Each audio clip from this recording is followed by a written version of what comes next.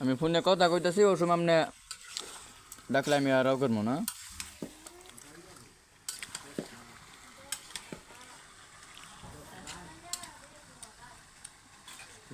অনুষ্ঠান ছোটখাটো